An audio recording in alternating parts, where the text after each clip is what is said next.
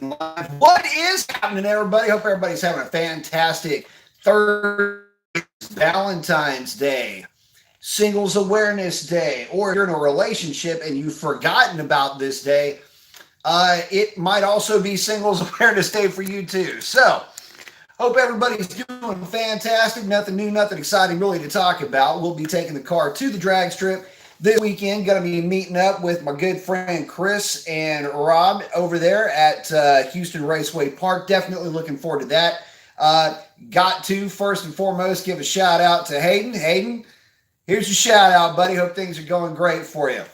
Fist bump. So, basically, one of the things that comes up a lot of times just in talking, and this is something that I wanted to chat about a little bit because it seems to be a recurring topic that will come up, especially in conversations. You get enough gearheads in a room together, they're going to come up with this topic, and that is old school muscle versus new school muscle. Which one is better?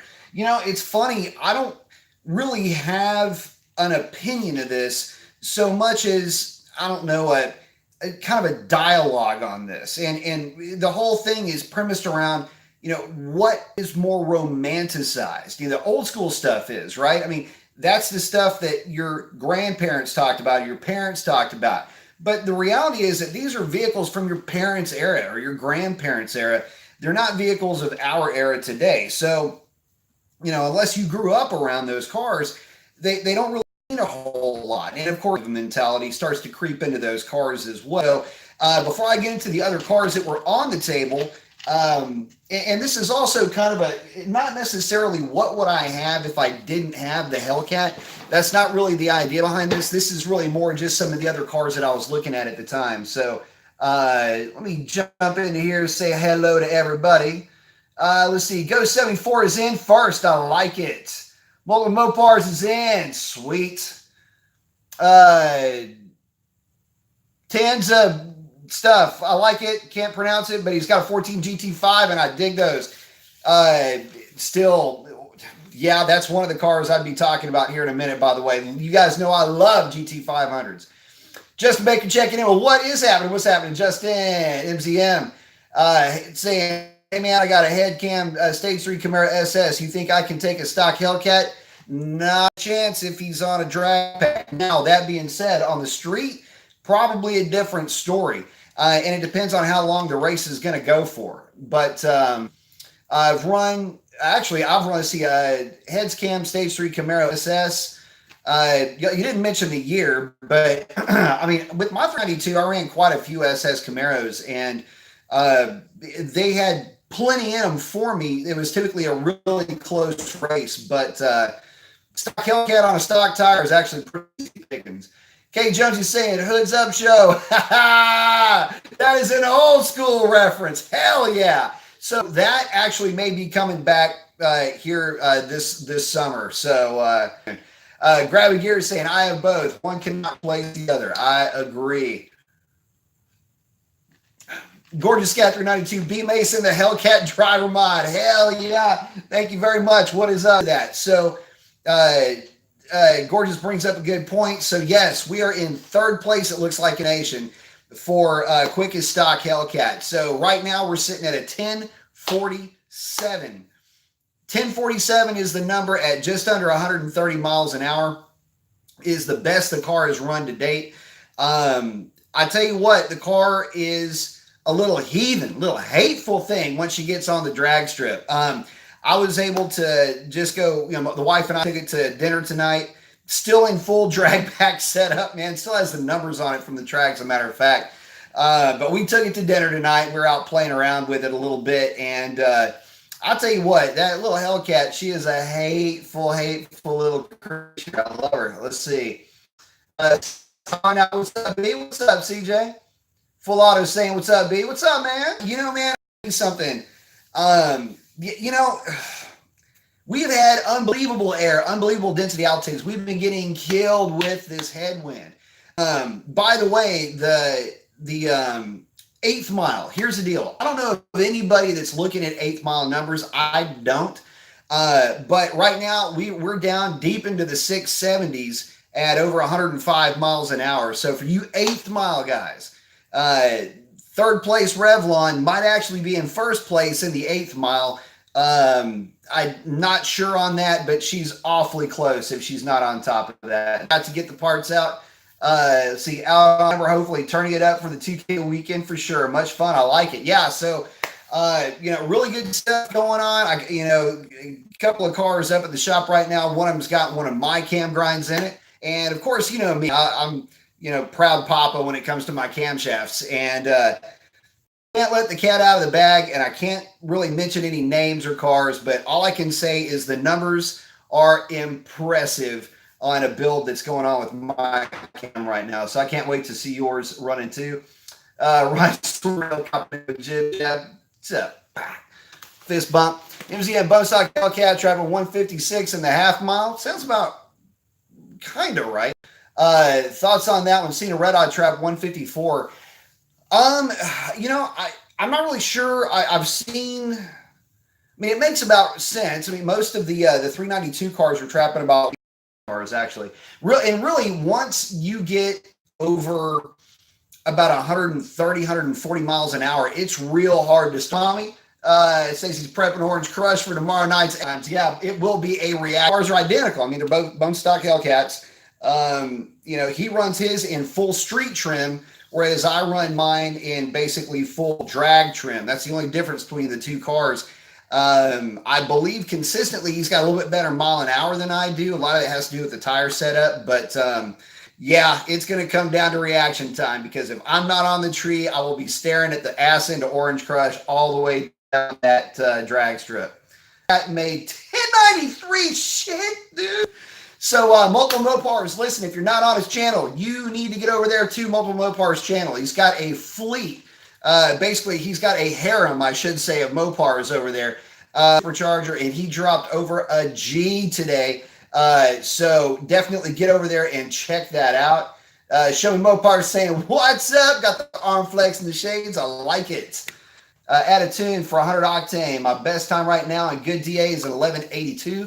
You think I can shave 2 to 3 tenths with these two mods? Well, put it to you like this, brother. I mean, my SRT 392 went 1139 in really good air in full street trim. And we've gone as quick as an 1125 in a stripped down drag, no driver's seat, no back seat, SRT 392 with an uncracked, only tuned 392. So can it do it? Damn right it can do it. Do it in spades, as a matter of fact. CJ Colvin, RT Life, has a 2017 Charger RT with a 392 intake manifold, J Green Cam, and unlike PCM, it also has shorty headers and a Flowmaster Super 40 muffler, and it sounds nasty and performs well. Yes, it does. That 392 intake is a solid performing intake manifold upgrade for you 5.7 guys.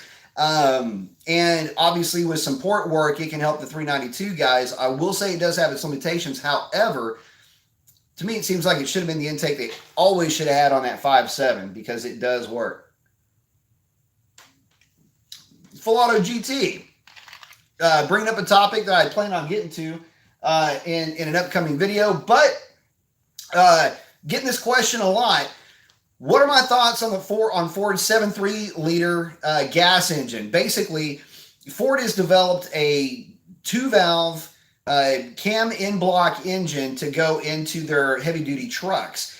My thoughts on it, man, to be honest with you, it is a garden variety, agricultural level big block engine. It is designed to develop a lot of torque at partial throttle and to develop that torque indefinitely.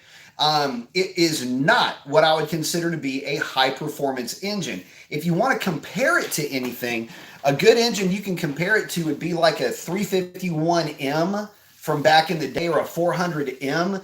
A Y-block is another engine you could compare it to, just in terms of modability, the stuff from back in the day. It's not that you couldn't make power with them, but why would you even try? I mean, that engine is designed to basically run at wide open throttle, pulling a load up a hill.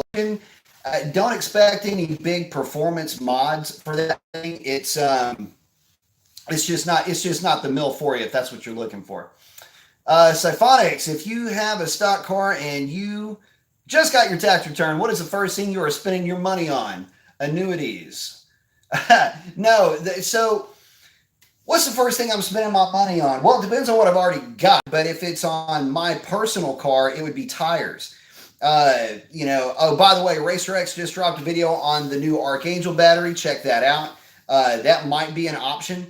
But right now I'm still running stock, and technically I could swap batteries, but I'm not going for this record unless I just have to do it. But the reality is, for me, track time and tires, just seat time. Get out there and have a good time with it. If I'm looking, it depends on the amount that you're going to get back to. If it's a substantial amount, it just depends on what your goals are, man. All depends on what your goals are. Godzilla V8. I was really ever going to get there. Think of it kind of in terms of the 6.2 from Ford, and that will give you a bit of an idea for what you can expect. Just a little bit more of the same with that 7.3 liter. So let's see. Keenan H said, "Hey, Mason, got in a pretty bad wreck the other day." Oh, bummer, dude. Sorry to hear that. I think the RT is probably totaled. Oh, shit. Consider replacing it with a Mustang. Do you think I should get a 13 to 14 or a 15 to 17? Get a 15 to 17 if you're going to get a Mustang. As far as replacing it with another RT, if you're already having thoughts about going with a Mustang, maybe you should sleep on that. But depending on what you're looking to do with the car, I mean, you can do a ton with the Mustangs. And the beauty of the Mustang, and don't get me wrong, this is not lost on me by any stretch of the imagination. The beauty of the Mustang is that you can absolutely throw yourself into that car. It is the darling of the aftermarket, and it's pretty durable at that. So if I were stuck in that situation, and the unfortunate thing is that you're potentially looking at a Mustang over the RT. Obviously, depending on what your goals are, I would say Mustang first, RT second, or get you just something, a cheap cash car, save up and get you a something with a 392 in it. I think that car you'd be a lot happier with than the Mustang, and there's no sin in saving. I mean, if you got to save up for a little bit, I know I had to, so for sure, go for it. Show me Mopar. Think about putting the Mopar factory shaker kit on the 16 Scat. Thoughts? I think it's expensive. Just got my Fastman throttle body back. It's artwork. Yes, I like that, man. And for you guys, I don't have any coupon codes. I don't get sponsored by him or anything. But if you order up one of the Fastmans, tell him B Mason sent you. He might hook you up. He might just say, "Oh, okay, cool, thanks," and write it off. But anyway, I believe in this product. The reason why I don't have a Fastman on the Hellcat, well, I can't, because I'm going for that stock record. I can't have any aftermarket parts on the car that aren't wheels and tires, basically. So kind of stuck with it. I mean, yeah, I could go battery, but it's kind of a cheeky work around the rules. So damn, multiple Mopars. Thank you very much. Yes, for that $20 contribution to Project Revlon, says B Mason needs mod soon fund. Yes. I'll tell you what, B Mason needs tires soon fund. So I've been running, my street setup is NT Tri 5Rs. I am soon to need another set of those, so that's what I'm saving up for. This chair keeps scooting around. Soon to be saving up currently for that. And more than anything, she needs a bath. But I tell you something. So far as as mods coming up. A couple of the mods that I'm looking at right now, obviously catch cans, because it's a Hellcat, so I want to put a catch can setup on it. Possibly a vented fill cap. Kind of a little bit, jury is a little bit out on that for me. And since they don't necessarily affect the stock record one way or another, those parts I guess are still allowable. So we may start looking at that, but let's see, what else is there? Really nothing at this point, except, at some point you'll get out of warranty, and that's when that computer gets unlocked. And then I get to play with my transmission tunes and see if we can't squeeze just a little bit more out of her, possibly. I don't know. But thank you again very much, Molten Mopars. Appreciate you, brother. I really do. Thank you. Justin Baker saying, should I put a 6.4 intake on the Ram? Yeah, for your application, you probably don't need it. I mean, for a turbo setup, it's not going to help you. Take a look at your stock intake and see what it looks like. Um, see how much force shift is in there. It's funny. I was looking at one today, as a matter of fact, that starting in March will probably be one of the first intakes that I do going into March. And it's funny, the core shift on that 6.4, all of them are screwed up, man. But the core shift, the middle portion of that one is shifted to the driver's side. So the whole core is shifted to the driver's side. There's this huge ass lip on the intake on the long radius on the runner. I mean, it's just in the worst possible place. So yeah, it's pretty fun. I'll have a ball with that one. I go through 2 or 3 cartridge rolls. One and only SB340. What up? Armorillo, thoughts on the new NT05R radial? I know you had success with the NT Tri-5s. Actually, I like them. A lot of people don't give that tire enough credit, in my opinion. They're not near as good in terms of longevity on the street, but, I'm driven, the Demon, I ran the Demon into the 9s on a stock tire. Now, granted, that was a pretty heavily modified Demon, but that was also in like a real hot summer night. So, but more track driving, it's probably going to be a better tire for you than the Tri-5R, but it depends on your power level. By the way, my buddy Chris doesn't seem to have any problems hooking up on the Tri-5s. So, word to the wise, Tri-5s will absolutely take you where you need to be, provided you just know your limitations with them. Keenan, thank you very much. $5 to Project Revlon. I do appreciate that very much. It's definitely appreciated. Just putting it towards, I guess, the catch can fund at this point. I'm pretty sure that we've got, I'm hoping at least a few more opportunities. If it hopefully 2, if not 3 more opportunities to sneak out there and see if I can't fetch that record. But I'll tell you something, it is absolutely mind-wrecking when you go out, have this ridiculous 8th mile, and you just can't mile an hour on the big end. Just drive me nuts. So close to a 47, 1047 chasing a 1043 with a 678th mile to get you to half track. And I just, by the way, there is this flag that we look at to, just to kind of get a sense of what the headwind is really looking like. And, aside from just standing there and feeling it, right? This flag, it's one of these big, because there was it was worse. The DA was better, but the headwind was worse than my track rental. So, and you know how much I was crying about that headwind on the track rental. Let's see. Simon says, "Sub beats up, man. Ported head on a 6.4 with cam stock headers with high flow cats. Yay or nay? Yay and nay on that. So ported heads, you really don't need it with the cam. It depends on what cam you're running with. You'll pick up a little bit with the ported head and hang out with your buddies, and so that's what we're doing. But yeah, no, man, I definitely love doing this, and like I say, not everybody's got one of these husband rings. So wanted to hang out with you guys and visit, chat a little bit about Mopars. I will say that I'll get back to the intro topic here in just a few, but it's kind of funny, it's Valentine's night, and if you haven't already handled business, you probably aren't going to do it. So, but the reality is that it's it's something we all love. It's something that we do. It's the lifestyle that we prefer, and it's who we are. It's what we do. So, happy Valentine's Day, Mopar. Let's go with the grandfather in the 69 Roadrunner. Nice. I like it. Congrats. That one. The 69 Roadrunner and the 70 Charger. Man, I love that. 69 Roadrunner. If you guys don't know, that's the one that got away from me. I had the rug snatched out from underneath me when I was a younger fella on a '69 Roadrunner, and it still to this day kills me.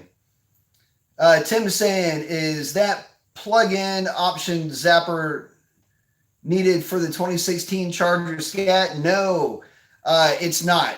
He's asking about the smart cable for the for tuning. You do need to have the computer unlocked, but you don't have to have the smart cable installed. That's for 2018 and up cars. One and only. Damn, thank you, sir. Appreciate that. One and only checked in with a $20 donation to Project Revlon, Project Mods Lawn. But thank you very much. Saying, been waiting for your sermon. Racer is doing real good stuff with live as well. You, Racer X, and Demonology kill it. Thank you very much. Yeah, no, it's the thing about Racer X, Demonology, myself. There's a couple other guys. We're out there and we're doing it, and we understand a lot of you guys, especially if you live in areas where you're not near a drag strip, or you're into this kind of stuff, but you're just not there yet with your project, or you're looking for something to get you there. I get it. We're out there doing this stuff and wanting to bring you guys along for the ride. That's the main thing. And for me, that's what I really do truly enjoy. And for the guys that, don't have access to solid information, that's what we're here for you guys for. We want to try to bring you guys products that'll work for you, bring you into the fold as far as what works, what doesn't work. I put out a video a while back, and I still get flack on this. It's do's and don'ts for your Hemi for mods, and there's a lot of don'ts and not a lot of do's, and I get that comment a lot, and I'm thinking to myself, you're picking up on what I'm putting down there, bud. There's only so much that works. If you get it wrong, you get it way wrong. But that's the experience talking there. And of course, Herman's getting more data on his car. There isn't a demon that's been taken down a drag strip in existence more than his. So we definitely enjoy it, and absolutely love bringing you the results of the work that we put into these things, and just the seat time that we get being able to get these cars down a drag strip. We're blessed to be able to do it, and I'm always honored to bring you guys along for the ride. So yeah, I love it, man, and I appreciate you guys being there for us too, hanging out with us and being there along for the ride. Let's see. 70, whatever it was, has got to be the national record for 8th mile. And if it is, I will own that 8th mile record. I will parade that around. I'm just going to say I have the 8th mile record. Maybe I don't. I'm just going to say that I do. Fastman is asking, do you know what group number battery the Hellcat uses? I don't have a clue. I know it's big. I know it weighs a lot. So if big and weighs a lot is part of the group number, then that's the one. But no, sorry, I really don't.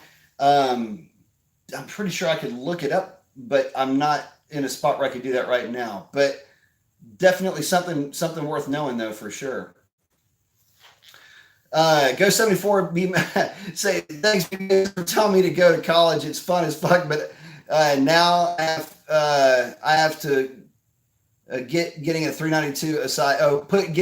By the time you get out and get your stuff rocking and rolling, there'll be deals aplenty on 392 cars, Hellcats as well. So don't sell yourself short.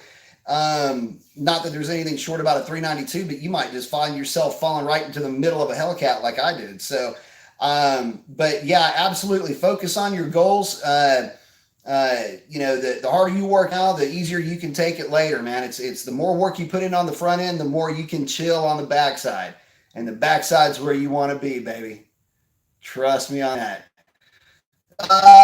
Let's see. Justin saying, you still have my spot reserved March for mine, right? Yes, sir, I do. Just let me know when you need to hang out for a bit also. Absolutely. The hoopty. No, man, I have, I was saying for obvious reasons. Like I say, March is when I'm going to start kicking it off. The first one is going to be a 392 manifold for Pikes. And then, basically they'll start getting into rotation at that point. So, it typically, depending on how bad the intake is, I do all of them by hand. In fact, Dremel with a rat tail is hanging right behind me on the door, ready to go. But yeah, it'll typically take me anywhere from 8 to 12 hours, depending on how bad the intake manifold is, to do a proper port job on it. So I know that sounds like a lot, but I don't rush it. I go real slow, and I don't. If I can find my workbench over here, but I take my time with it, and I'm pretty meticulous with how I port those intakes. But yes, we line in March.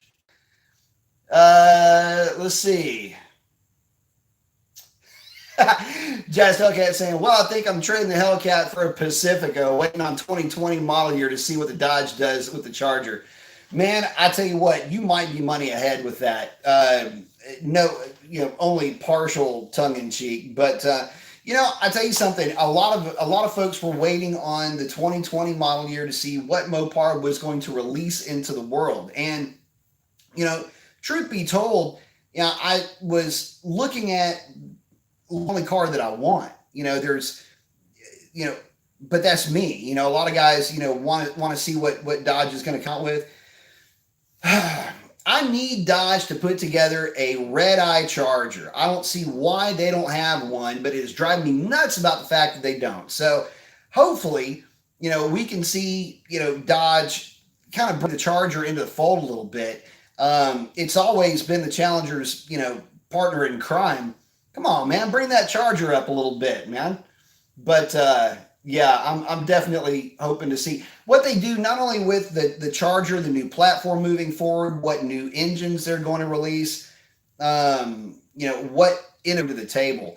That for me is the most exciting portion of the discussion about this 2020-21 model year. So, I get it, out with the old, in with the new, man, but for me, it's just really difficult for me to even contemplate parting ways with Dan. One only SB340.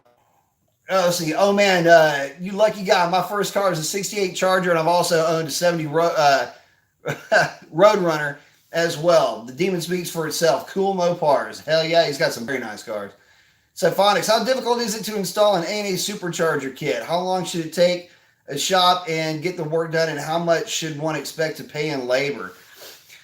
A&A, well, let me just say this. Any of the supercharger kits, you're probably looking at, it doesn't matter if it's centrifugal or a positive, they're all around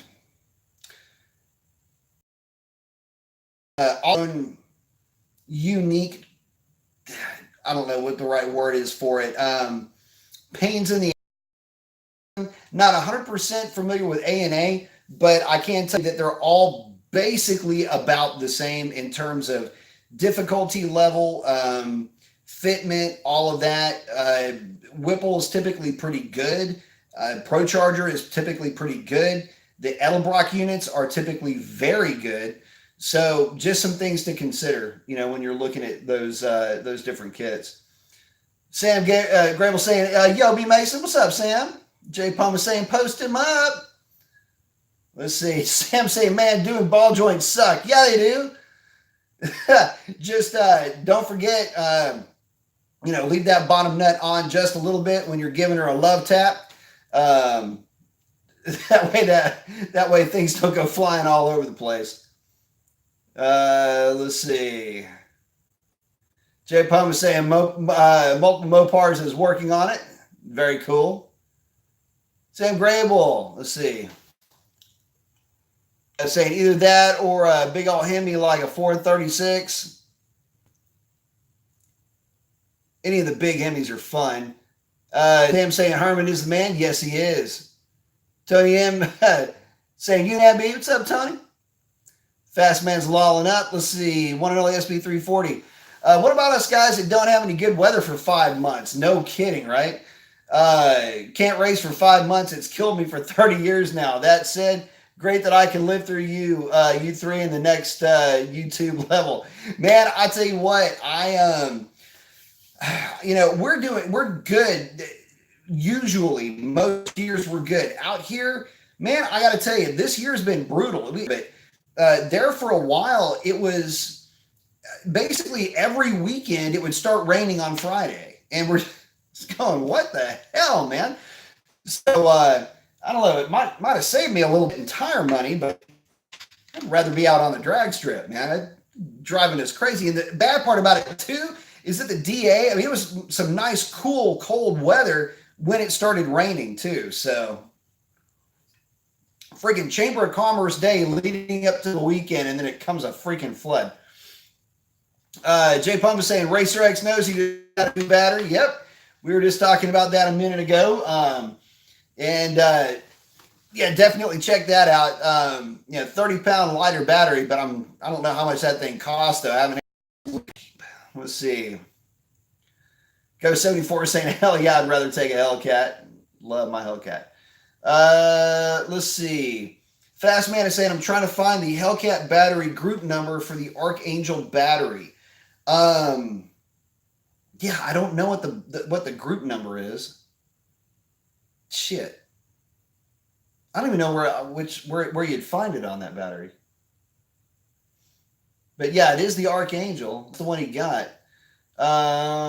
Justin is asking, what horsepower gains on your reporting intake should I expect? Man, it's tough to say. It depends on how bad your intake is. Some of them are better than others. But the main thing with the intake is picking up power on partial throttle and really picking up torque down low. Usually, well, on Rob's intake, the one that I just did, and this is over and above an MMX ported intake, so just keep that in the back of your mind.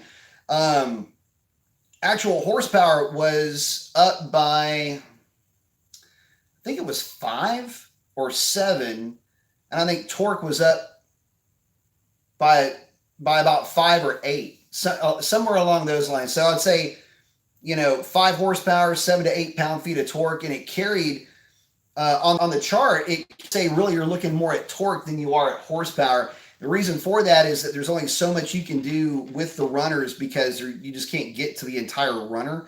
But you can clean up the transition going into the cylinder head, and that's typically worth usually about 5 horsepower. And then obviously if you have any issues with core shift, then you can actually pick up more. I think on my the intake that was on Shalandra, I actually picked up 13 horsepower with that one. But that intake was pretty rough. Let's see. Fast Man is saying, okay, Jay, let's see. Jay's talking about Racer X. I sure did. Let's see. Go 74 is saying, when I'm done with college, my SXT will be paid off. Should I keep that and have a Hellcat? Yes, you should. Yes, you should.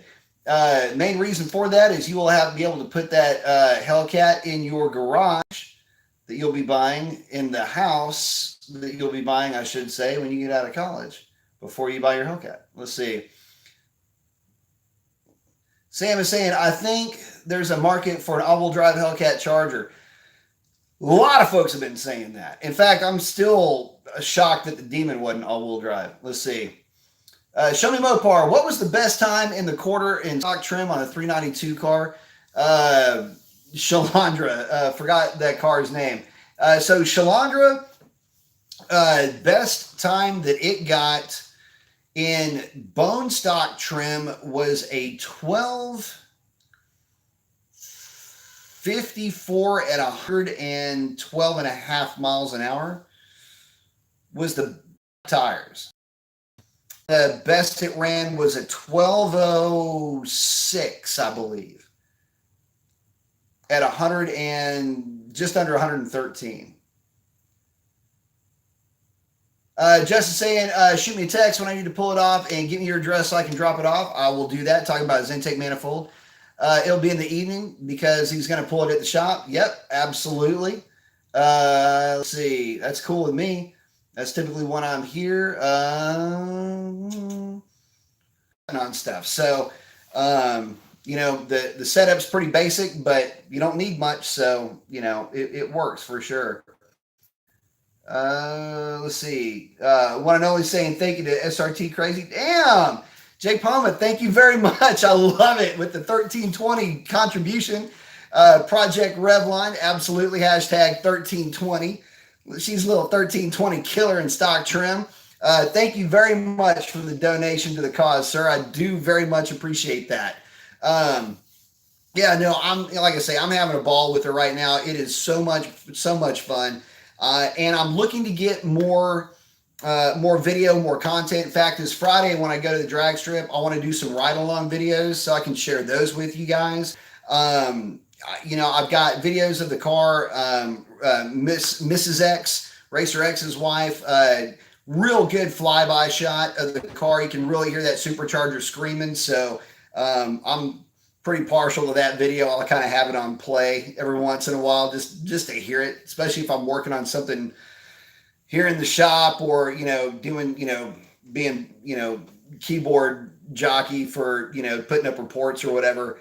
Every once in a while, I'll play that video and just have it go in the background and just listen to that supercharger whine. Puts me in a good mood. So, but yeah, like I say, she's a little monster. And, again, the breakdown, because I always got to make sure, let you guys know what's going on with the car and the trim that she's in, trying to get this record. As far as interior, yes, for the seats, front, it's got, I'm running a DS shaft performance, extreme rear diff brace, and those are there mainly for peace of mind, so that when I take this thing to the drag strip, I'm not concerned about snapping a drive shaft. The diff brace is there because people say it's good, so it's a car. Radars are 17 by 9.5 in the back, 18 by 5s up front, and running on Mickey Thompson ET Street R's in the rear, 305 45s for the rear, and I'm running the Mickey Thompson radial runner up front. And the reason why I'm running that radial runner up front, this is another question I get a lot of. The reason why I'm running is it's more stable than the bias ply tire, and I like the stability. It is heavier, but I feel like the extra 5 pounds per tire up front are worth it if I'm picking up some stability on the back end. To be honest with you, the driving characteristics, if you're driving it like a normal car, not driving it like Diet Coke. If you're not driving it like, you stole it, trying to go around corners fast or anything, I actually will forget that those runners are on the front of that car. That's how good those things feel. So ECU is still a locked ECU. It is not an unlocked ECU. And the car is a 2015 Hellcat base model with an automatic. It's got the Alcantara interior and some red seat belts. That's it for options on that car. Let's see. When only SB340 saying, I'm thinking about a channel. We'll see. Man, you got to do a channel. Don't think about it, man. Just grab your phone. Do it like I do. And don't worry about editing, because I don't even know how to edit. But get out there and do it, man. You know I'd be all over that. Could do video in my garage if my customers don't mind. And obviously the cars at the strip, you guys will have to wait about 5 months like I do every year. Man, I hear you. But you know what? Get out there and do it anyway. Let's see what you're up to in the off season, man. That's always interesting to me. I love seeing the behind the scenes stuff, and checking in with everybody is always neat during the off season, because that's when, that's when all the money gets spent. So Grable's asking, is there a difference in the intakes from the 6.4s found in the trucks versus the 392? Yes, there is a big difference. The 6.4 truck intake, by some accounts, is actually a better intake, just in terms of the runner shape.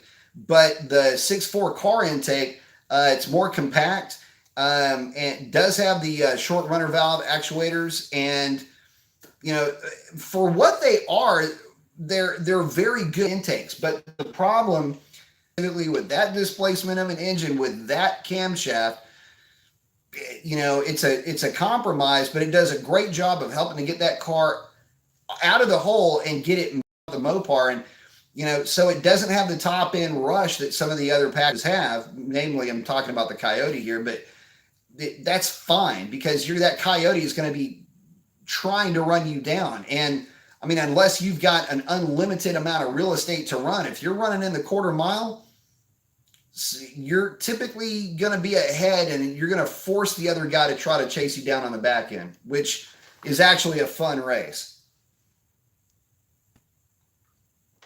Let's see. Oh, Jay Palm is saying, loving the Contis up here in Southeast Michigan on the RT, going through it all. Man, the Continentals are good in that weather. So, yeah, absolutely. It's a good winter tire. Uncle Stinkford. I still love that name, man. It's awesome.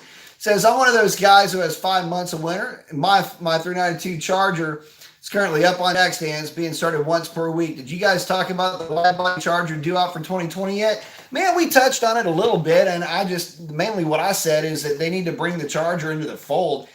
I'd like to see it. I think that the Charger guys are long overdue for something to get excited about, and that platform, quite honestly, is long overdue for a facelift, at least in terms of stand. Absolutely. Sean Egan, sir, appreciate that contribution to the cause. $20 to Project Revlon. Thank you so much, sir. Sean's checking in, says, I ran a 1231 at 111.3 with 436 horsepower and 437 torque. Dyno jet at the wheels with a 6-speed. That's actually really quick for a 6-speed car. I now have 464 and 461 torque at the wheels, dyno jet, and I will be about 150 pounds lighter. 1190s. Yeah, I would say you'll be all over that. Now, don't forget, though, I mean, it's going to depend on your launch technique. It's all about 60 foot with these cars. So launch technique, get the car out of the hole, hit your shift marks, and realistically, your shift mark for these cars is going to be right at 6250. You want to have the shift completed, right around 6,300. You do not want to be above 6,300 going to the next gear. But yeah, that being said, 1190s is definitely doable. Sam Grable saying, I also think there's a market but thank you very much, by the way, for the contribution. And keep us posted, man. I want to see if you get that thing into the 11s with a 6-speed. I'm excited for you, actually. So yeah, let us know how you do, man. And to that point, tire choice is going to be huge on that. I can tell you that if you can get your hand on a 17-inch wheel and a bias ply tire, that'll help you launch that thing pretty much off the rev limiter and get you out of the hole as hard as you can. So I'm saying I think there's a market for a shaker Hellcat. If they could make it work, that would be pretty sweet, as a matter of fact. I'd definitely take a look at it. Sean Egan saying, I love my shaker scat. Shaker scats are sweet. Let's see. One and all ESB is checking in with Sean saying that's 2/10 faster than a customer I have. That sounds like a good driver too. Yeah, absolutely. Damn, Justin, thank you very much. Appreciate the contribution to the cause.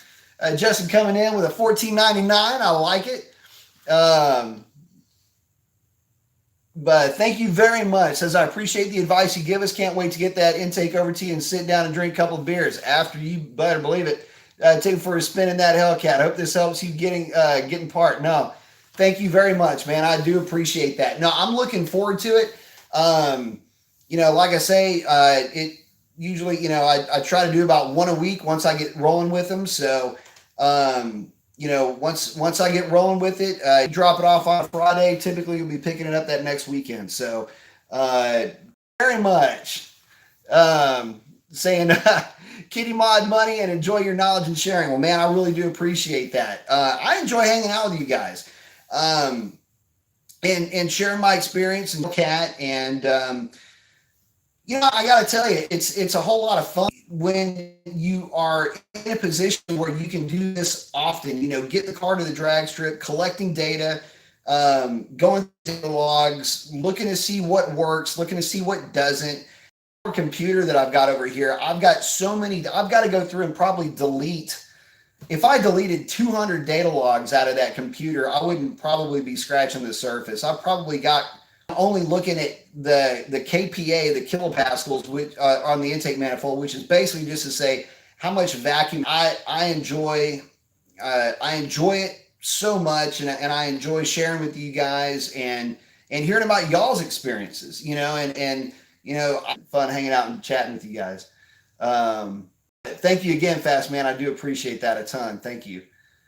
Sam is asking, have you heard of people swapping the truck intakes on the cars? No, but the topic has come up. The truck intake, my understanding, is about 4 or 5 or 6. It's somewhere about this many inches taller than the car intake, just the way that it's shaped. It's also pointing towards the passenger side. The throttle body, I think, discharges towards the passenger side. I think I have to go back.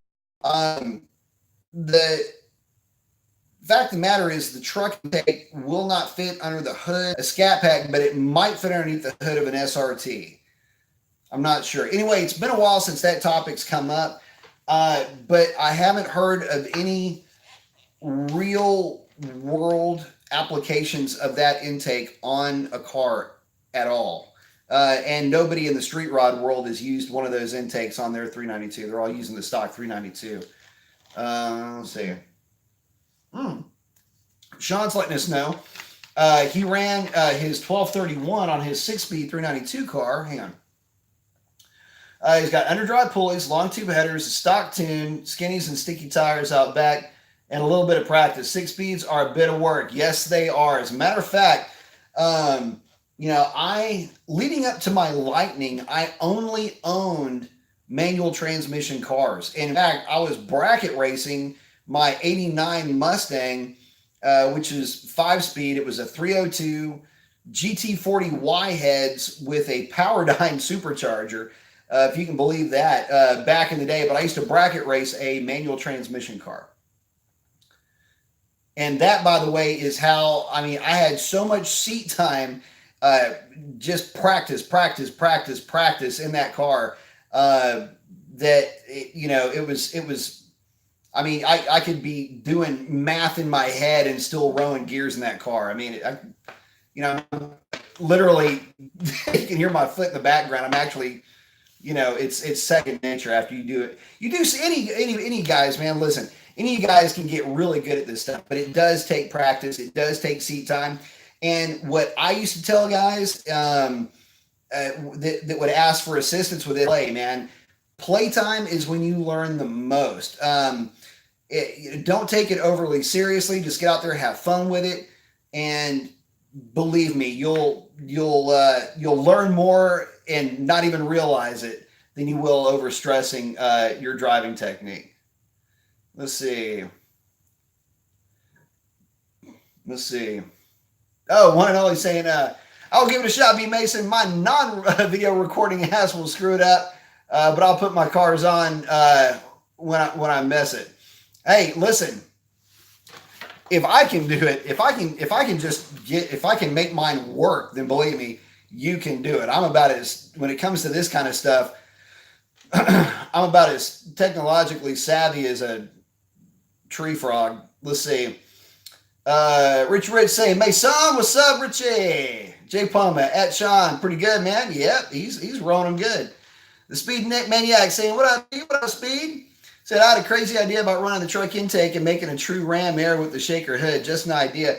I would love to see somebody actually run with that, but to be honest with you, there just hasn't been enough. I don't know, interest in it for anybody to jump on it. But it doesn't mean that it won't work. That's for sure. Hang on a second. Let me fix this chair. Oh, that's not right. All right, there we go. Let's see. When only SB340? Yes, they are. That's why I asked you. You're doing good, man.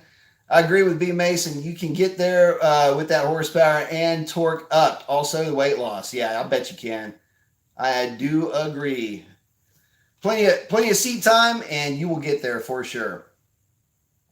Sean Egan, and I'm running a 17-inch drag tire and about a 175 60-foot time, 4,500 RPM launch with a dash of clutch. It's not easy. So the way I used to instruct guys, I got to a point where I'd actually sit down with guys and teach them how to launch their car based on their setups. But yeah, 4,500 RPM to 5,000 RPM, and then it is a quick.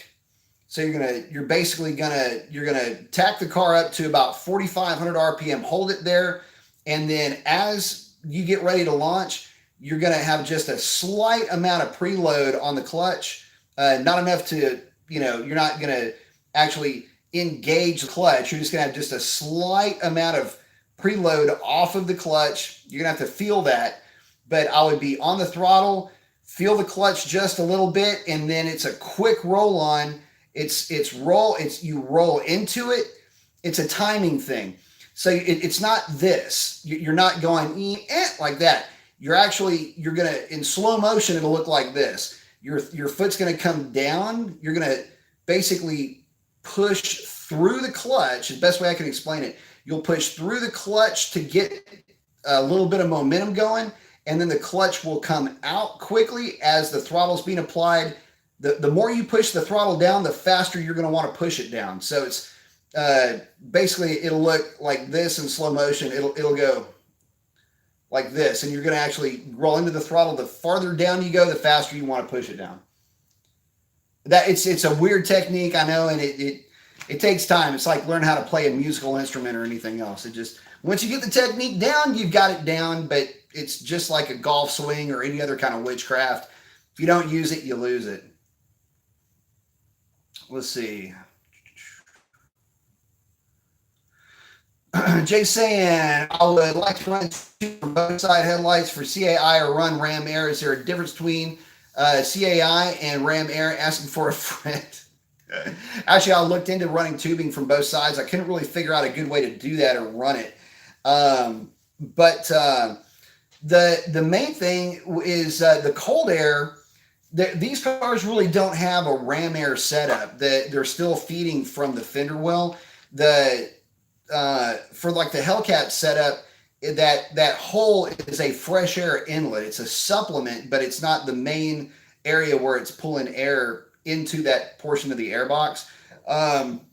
There's not a good Ram Air system for these cars where it's a sealed enclosure going to a Ram Air area.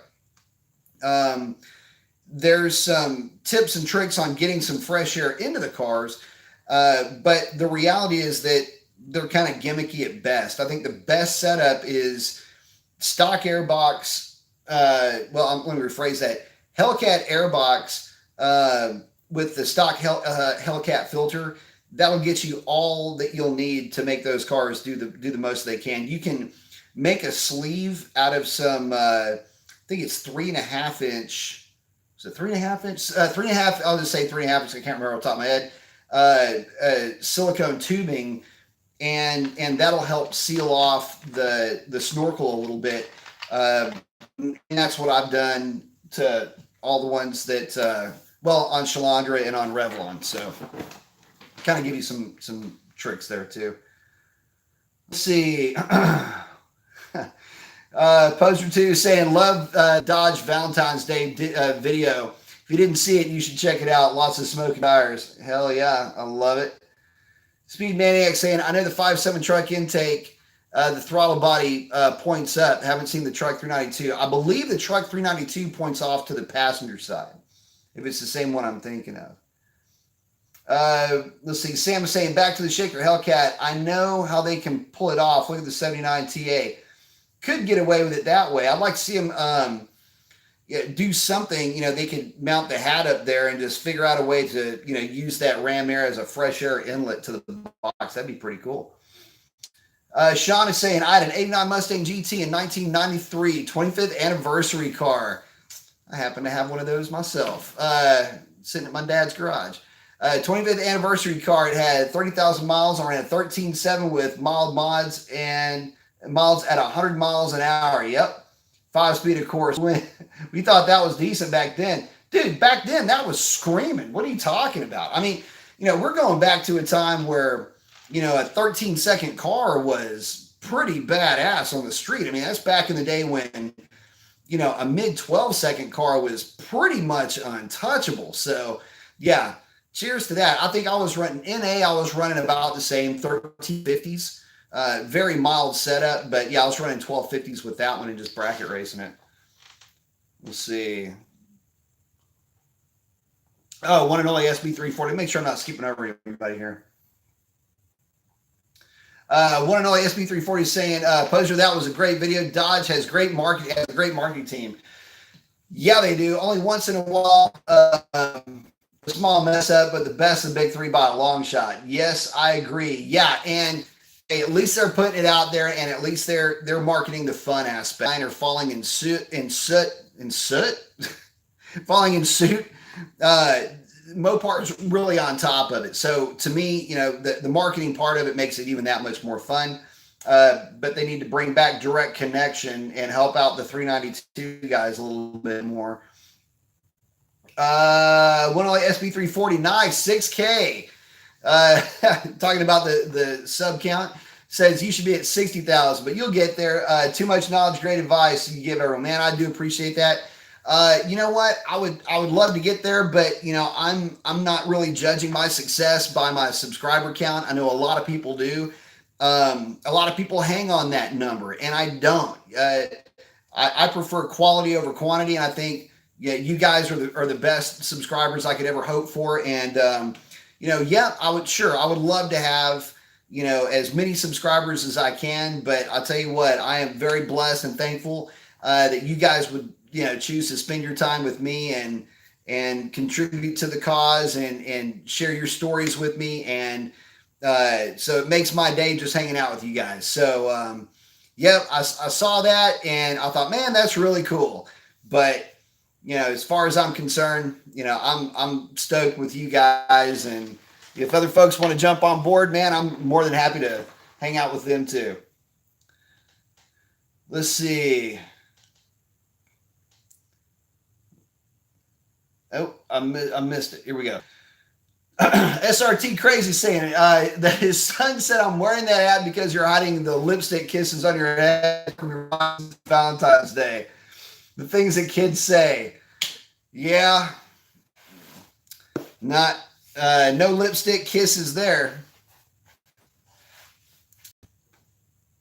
Let's see. Uncle Stingford says, agreed, the Charger is well overdue for a refresh, but I am quite pleased with their plans on the chassis. Yes, me too. As a matter of fact, I'm looking forward to that. Improving the existing one to the point where it's basically a different one works for me. I'm there with you, man.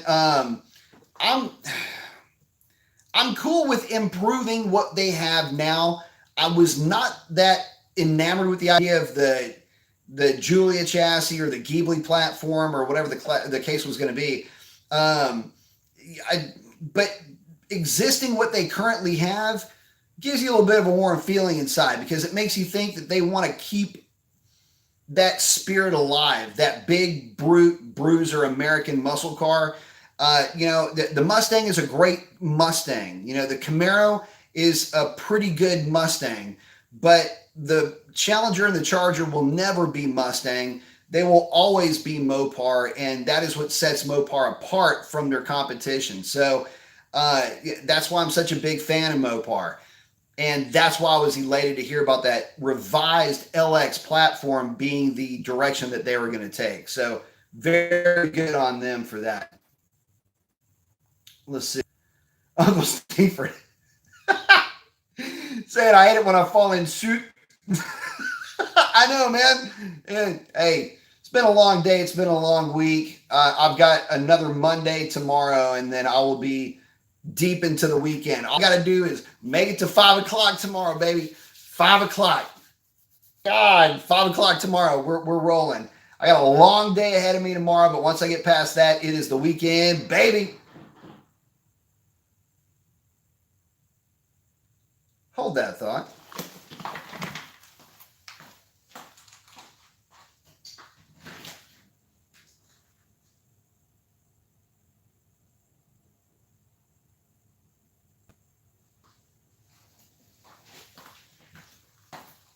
Guys, I will be right back.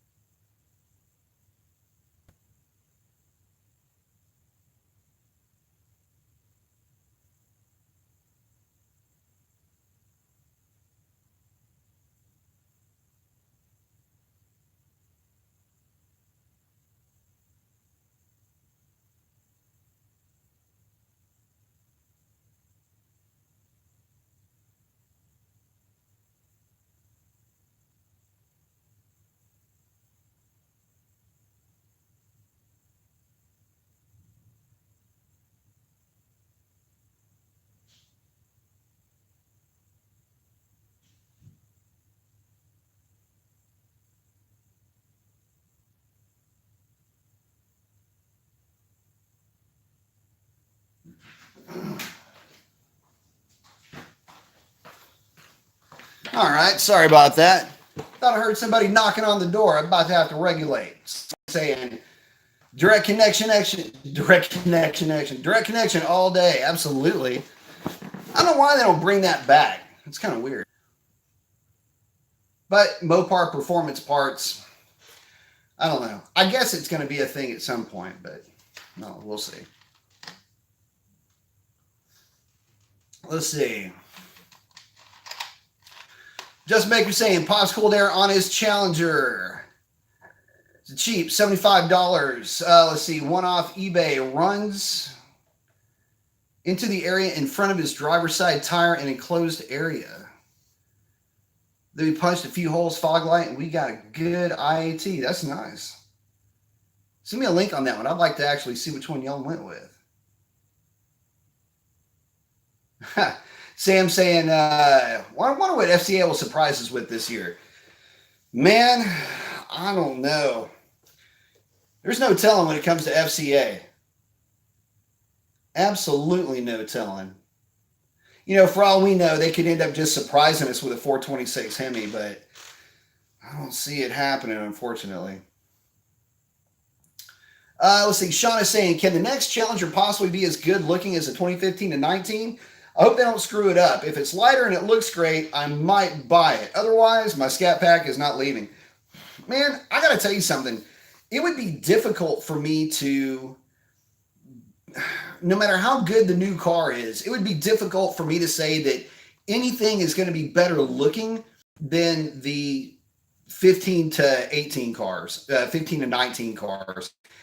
They are what set the stage and what set the standard for the the modern Mopar look. I mean, that's what we've been really working with for the last 5 years, or at least 5 model years.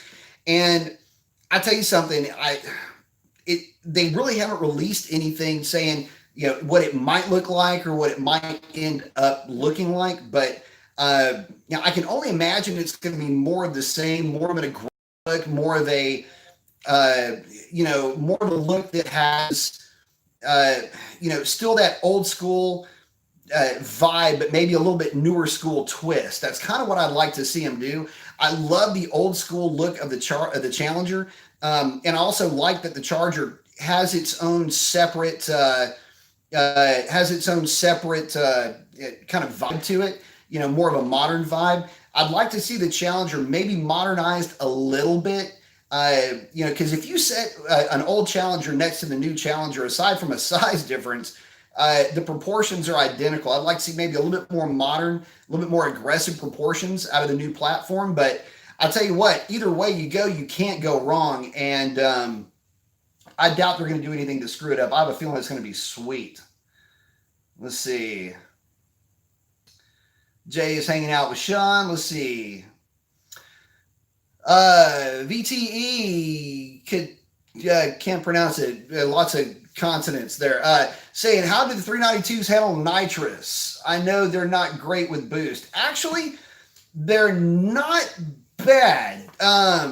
that if you look at systems that are, progressive systems, something that's going to feed the nitrous in progressively, keep the thing down under 150 shot, say 125 shot at the most.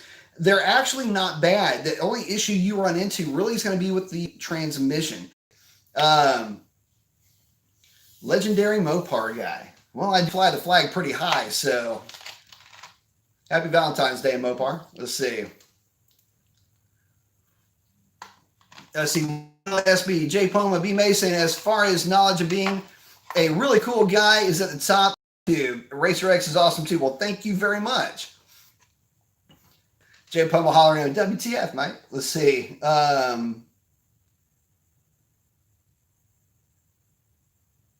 Let's see. One and only SB340. Hey, Racer X. Where'd Racer X come in at? Is he on here? Let's see. My good buddy Paul. Let's see. Jay Wayne. Anyone know if the Challenger 1320 will have a wide body option? Any rumors? I have not. In matter of fact, my understanding is that it will not, because they're trying to keep that thing as light as possible. I doubt very seriously they're going to have a wide body option for it, but who knows? I have no idea. Let's see. J Pum is saying, I don't know, he heard so. Oh, yeah, one and only saying everything okay. Yeah, so far it sounded like somebody was knocking on the door, but on out there didn't see anything, so I don't know. Hopefully another tree didn't fall down. I didn't even think of that. Shit. Okay, so for you guys that don't know, I had a big ass maple tree fall down on the on the lounge here, as a matter of fact, during the last windstorm. So I had to get out there with a chainsaw, get all Paul Bunyan on that thing, chop the tree down, and get it off of the roof. Well, it's been a little bit windy here today, but not that bad.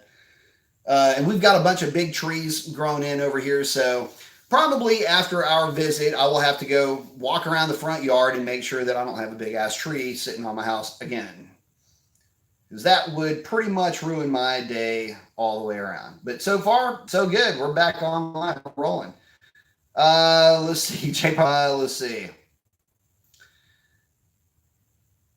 Yeah, Uncle C for saying, yeah, check them out, man. You got to check those guys out. The Speed Maniac about to knock motherfuckers out. I tell you what, man, somebody knocking on my door this time of night, they better be bringing me cookies or chili. I'll tell you that right now. Or beer. Beer's a good one. Fast Man saying, your channel will grow. You have awesome content. Thank you very much. Hey, J Pum is at Racer Xing. I like it.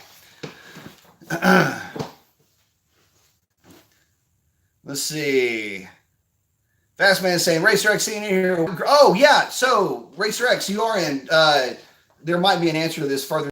It takes me a while because I get off on a tangent here. But, yeah, what group is that battery that you got? There's some discussion going on about your video over here, man. They want to know a little bit more information on your battery. Let's see. Sam saying that he thinks the 10 to 14 Charger looks better than the 15 and up. Man, they all look good to me. As long as it's got a Mopar badge on it, I'll rock it. Justin saying he sent me the link. Quick break, Rob, man, thank you very much. With the contribution to the cause, $6,000 contribution saying thank you, or 6,000 subscriber contribution of $20, man. Thank you so very much. Congratulations, buddy. Thank you, man. Yeah, no, I do appreciate that. And definitely glad and feel blessed to have everybody to hang out with me. So thank you very much. I do appreciate it. Thank you, sir, for sure. That's going to be going to the tire fund, it looks like. Justin Baker is saying, although we put a spectrum filter on his and it does surprisingly well. Oh, Justin's talking about that link that he sent me. I'll have to look at it when we get off. But yeah, I'll definitely look at that intake because I'm kind of into that kind of stuff. But hey, Rob, again, thank you very much, brother. I do appreciate it.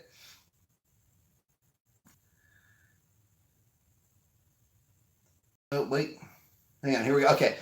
Jay Palm is saying the majority of all cars that got the same stretched around headlight with a big grill or two, they end up looking the same. Man, a lot of them end up looking the same. In fact, there for a while, that's really the cool thing about Mopar is they really did a great job of separating themselves and bringing that unique old school style back, as opposed to just another Me Too project, which to me makes all the difference in the world when it comes to styling and bringing back and engineering that nostalgia, so to speak.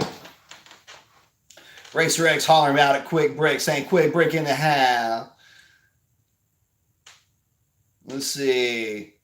One and only checking in with Racer X. Let's see. Justin Baker saying, I wonder if you knew the screen is frozen. Anyone else get a buffering screen frozen? Internet. Stream is dead. Oh, shit. We're back online. Yay.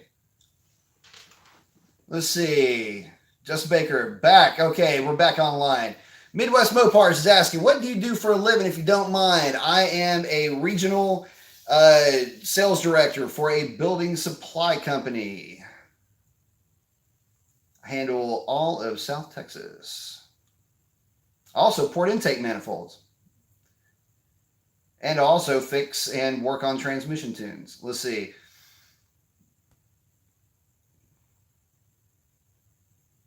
Where did it go? Okay, here we go. Jay Palm is saying, who the fuck would give a thumbs down? Is there a thumbs down over there? Oh, even better. Uncle Stinker is saying BMW owners would. Jay Palma, yeah, a tree. You know what? It was funny. It was so when the tree fell. Oh man, that was a treat. So it was about that big around maple tree. Part of that maple tree, there was like a maple tree where there's 3 of these trunks sticking out, all of them about like this. Yeah. So I had to get out there with the chainsaw and get all bunion on it. Jay Pum is saying hashtag be bunion. Hell yeah. Yeah, I had to get out there and it was sucky. It was sucking. And here's the other shitty thing about it. So the tree fought back. So it was me against the tree against B Mason. And I'm out there cutting this thing down and everything's going fine. And there was this long, skinny switch branch, like, the kind that your grandmother would chase you around with and whoop your ass with when you did something stupid. So anyway, one of those long ass switches was sticking right out of the tree. And I really wasn't paying much attention. I had taken my glasses off and I'm like, I'm so tired, whatever, this is bullshit. And I turned and I walked and that sucker went right into my eyeball.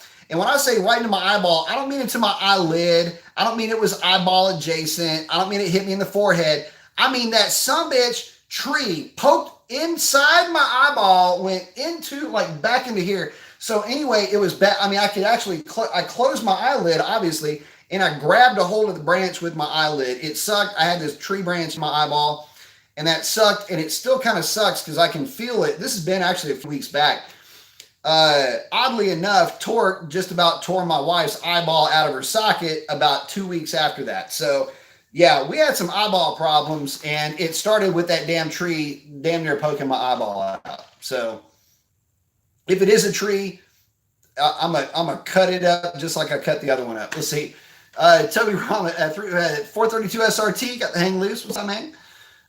Toby Rama saying, yo, Brian, I really hope Ram brings out a 426 or 440 for the 2500, 3500 gassers to compete with Ford's 73 445 that Ford is putting in the F-250. I think it would. I think they might. Who knows? It would be really cool if they did, and it would be super cool if it was a 440. I agree with that. Let's see. Racer X saying, I think it's a 40. I need to confirm, though. Man, I must have. Oh, the group for the battery. Jay Puma, you can go back to the future with Racer X's new battery. Yeah, no kidding, right? Where we're going, we don't need roads. Let's see. Hector saying, damn, bro. I'll be a lot of firewood. And also got a question. Is it possible to fill a Hellcat supercharger on a 392? Technically speaking, yes, I believe it is, but I don't know that it would be the route that I would go. If I had a 392 and I were to put a supercharger on it, I would go Whipple before I would go with the stock supercharger off a Hellcat. 432 is saying, yes, you can with the MMX conversion kit. See, I knew somebody knew that. Fast Man saying, yes, I need that battery. Let's see. Just Baker saying, well, I'm out. Been a busy ass day, and it will be again tomorrow. Say hi to Alex Stepp and Randall for me. I will absolutely do that. Good having you, my brother. Hope to see you soon. Poser 2 saying, what do you think of the 19 RT Scats having the 15 to 18 Hellcat hood? Yeah, that's pretty cool. Can barely tell the difference between the two. Guess you can debadge pre-19 Hellcats and make them sleepers. Yeah, I mean, you could. No, it's fine. I mean, initially, you look at it and go, that's messed up or whatever. But, look, if it's helping them sell units, then that's really all that I'm concerned with. Initially, it kind of burns a little bit because obviously, I mean, the upgraded body panels and everything else, if you purchased an upgraded vehicle that had those parts, you would hope that at least, they would be optional.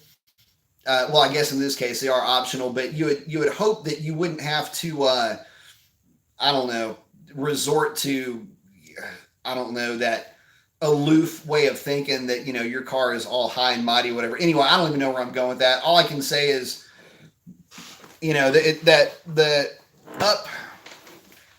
upscaling or up badging or waterfalling, however you want to call it. No, I'm all right with it now. I'm over it.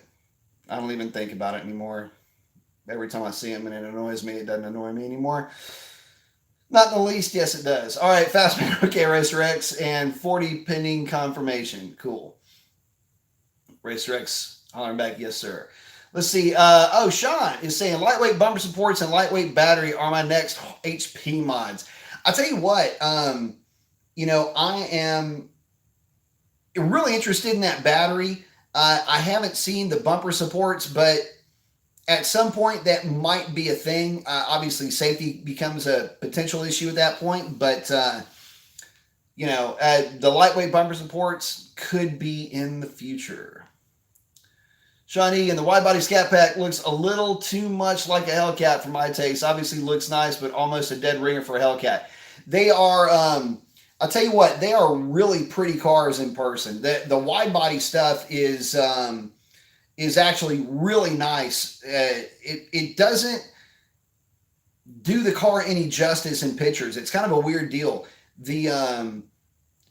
Just the presence of the thing when you're actually standing in front of it is a lot more powerful than just the pictures would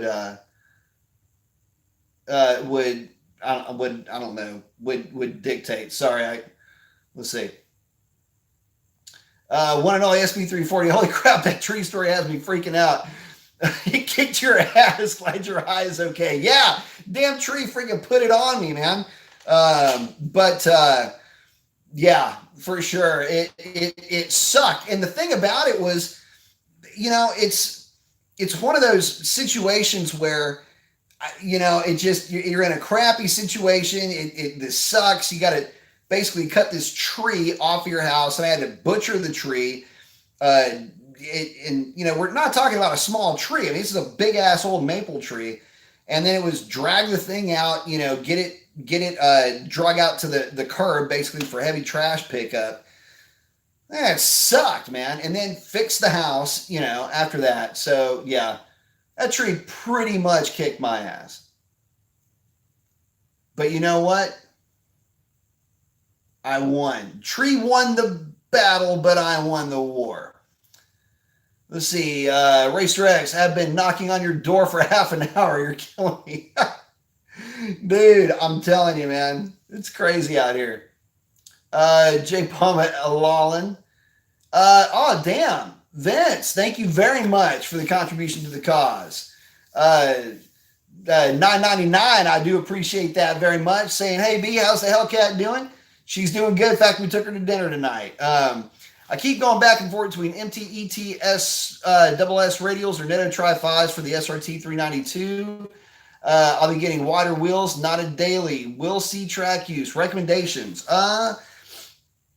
Okay, so if we're talking about the ET street radial versus the Tri-5, it's going to be a bit of a toss-up, to be honest with you. The The street radial is a little bit better in terms of traction versus the normal Tri-5, but think of it more of a progression from the ET Street SS and the Nitto Tri-5R. The ET Street SS is a little bit stickier, can be a little bit better at the drag strip, but the street, it's kind of a toss up really between the two. So in this case, if you're going for a daily tire, if cost is the same, go with the Nittos.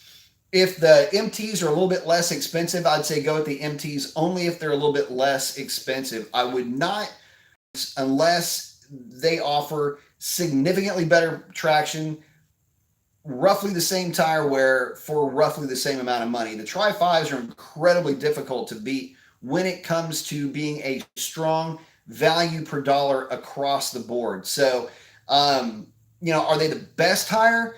Well, no, but they're also not the worst in wet weather. They're also not the worst for traction. They're not the worst for handling. They're a good compromise. And again, price point works out pretty well.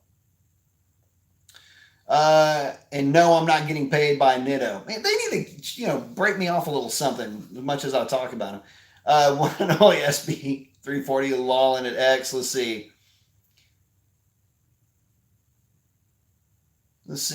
Uncle Stinkford saying, what? Let's see. Jay saying, man, what am I missing here? Hold up.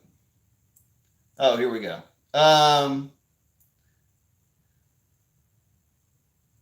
Let's see. Jay Pum is saying Ford coming out with the new 7.3 gas cam and block for the F-250s and up. Of course, they won't say the horsepower. Actually, they have released the horsepower. Initial report is showing 400. I believe it was 410 horsepower and 470 pound-feet of torque or something close to that. Let's see. Uncle Stinkford's asking, what is my involvement with Pikes? I handle some marketing for Pikes. I also put their camshafts together. Camshaft design is something that I do quite a bit for them. So, NA applications, I've got Hellcat custom grind cams that I put together, centrifugal supercharged applications, stroker centrifugal supercharged applications, stuff like that. So I put together the camshafts for the custom grind camshaft program. That's kind of my baby over there. I also will discuss in length and in depth options with customers. I'll typically get the phone call. I handle some of the overflow stuff for him in that respect. So discussing, whether it's cams or, various upgrades, whatever the case is, basically putting the customer in the right frame of mind to understand what they're getting into, what kind of dollars they're looking at, time frames, things like that. Some of the higher profile customers, I'll get involved with those guys, as well as being the guy. If you need to get a number out of a car, I'll typically or potentially will get that phone call as far as getting that thing down a drag strip. So let's see, but that pretty much wraps it up. I'm also really good at taking out the trash. Let's see. Jose Padilla is saying tomorrow I'm going to pick up my red eye. Awesome. Congratulations on that. Keep us posted on how you like it. Jay Palm is saying the wide body with the dual carbon fiber stripes is glorious. I will absolutely have to agree with that. I cannot wait to see how that, if we're talking about the Charger, how that evolves. And yes, in general, the wide body with those stripes is awesome on the Challenger. He's picking it up from Texas Dodge, and the best dealership I know, and I am from New York. I like that. Let's see. Quick brick at Vince. Never mind, man. I fat fingered the send button prematurely. I was going to help you with your question, but B got you handled. Nice. Thank you, sir. Toby Ram is saying, I remember listening to a sound clip from a cammed SRT for 2.5 turbo, and it sounds awesome. Kind of weird at first, but it's cool as hell, man. You know about me and my SRT4s, baby. I love them. Let's see. Racer X, all kidding aside, Quick Break and I were talking about what would happen if I ran my car in black key mode. Not sure if that would mess things up with my tune or not. No, it just defaults to your black key. The fueling is all going to be there. You just build any boost up top. Let's see. This is hollering at Sean. Let's see. Racer X saying, seems like it'd be a fun run with his car. Well, I ran Riley's Hellcat and got waxed on the first pass. He went 1140s with that car, but then again, the DA was ridiculously low, and then I went out and scalded him. So, yeah, that would be a fun race. Let's see. One and only SB is saying, Jose just got mine to go with my older guys. Driving it home was awesome thing. It took me 20 minutes to get home with it, then 3 hours to clean the road salt. Yeah, no kidding, right? You guys, I don't know how y'all deal with that.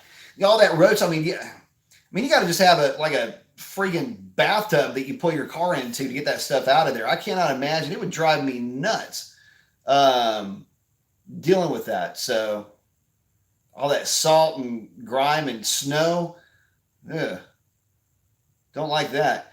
The snow freaks me out anyway, man. I don't know. I just got back from Chicago and it was 7 degrees outside, and it was so weird. So the lake was frozen.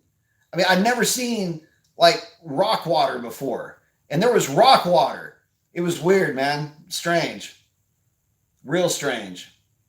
Let's see. I don't see if we're saying anything for the answer. Shawnee is saying, B Mason, NA cam from Pikes coming this year. Very cool. Well, it'll be one of my cams, so can't wait to see how she does with one of my little heathen creations working in that engine. Let's see. Jay Pum is congratsing out to Jose. Let's see. SRT Crazy, you're right. They look a lot different in person. I never liked the idea of a wide body in the first place until I saw them at Barrett Jackson later. Let's see. Yeah, I was amazed at how the car looked in person. Could not get into it though in pictures. So definitely something that you had to see in person to appreciate. Triple Threat saying, late to the party, was out with the girlfriend. Is the 426 dead in 2020 or is that just a rumor? Yeah, no, the 426 is dead, man. As far as I know, the issue right now with the 426 is the 392 is just doing too darn well. And, a lot of people are saying, well, you can't order a 392 car. And I'm going, yeah, you can. In fact, you can order pretty much anything that is made with a 392 right now, especially this little thing called a 1320 that they've been spending some money marketing lately. So, yeah, probably not going to see a 426 in 2020. But then again, FCA is kind of in a unique situation. Common sense just does not really rule the roost, which is a fantastic thing. This is a company that you would think is pretty much run by enthusiasts, which I love. FCA, you hiring? But the reality is that, you've got a group of guys there that would love nothing more than to offer up a 426. But again, getting it through the whole MDE spec of use, misuse, abuse. You've got EPA CARB certifications you'd have to go through. There would be a lot that you would have to do to bring that thing to the table in this short amount of time, but they've got the resources to do it. I just don't know that there's going to be enough of a reason for them to do it at this stage of the game, especially when you consider that the 392 is as good as it is, can offer very respectable fuel economy and still deliver the type of performance that it does in the way that it delivers it. So, which is smooth, lots of torque, great mid-range, and still pulls hard to about 6,200 RPM, and is currently dragging these, mid 4,000 pound cars, down the drag strip in stock condition, darn near into the 11s or into the 11s, depending on the tire that's on the back of them. So, I don't know. We'll see. I would love to see a 426. I'm just not as optimistic as some would hope to be for that engine moving forward. One of like SB340 is the winter car. Yep, that's true. Got to have your winter car up there, man. Let's see. Posner is saying, all right, B, or saying, good night, B. As always, thanks for the great info. Gonna watch a little vanishing point and drift off to sleep. I like it. Ride strong with Kowalski, my friend. Just make sure you get out before he hits the construction equipment at the end. Spoiler alert. Jay Palma, that's it. That's it. I'm coming down, B. Need an electrician. No kidding, right? Yeah. Actually, it's funny you should say that because I need to hire one. My house was built, it's a built and it was built during the audiophile era. And so it's, I've got switches that do, anyway, I'll spare that. But yeah, it's definitely one of those types of projects that will never seem to go away. Racer X letting us know. So if that's the case, I will definitely be giving you a call because I would love to see those cars, man. That would be awesome. But yeah, I mean the lake, but what? It's supposed to be water, man. It's not supposed to be like you can't walk on it. It's not a lake. It's a parking lot. It's, I don't know. It's weird, man. I'm not used to seeing that from Texas. I'm still having a hard time reconciling that. Tubby Rom is saying, trust me, my dad cleans, and I mean super cleans his truck once a week during the winter. I bet, man, you'd have to. Jay Pum is saying, Driveway Demon says otherwise on the 426, according to the UFO he's seen with the 426 plates. Yeah, I know. Every April 26th, and it's coming soon. It's, the 426 is coming back. They just got through telling us that the 426 is coming.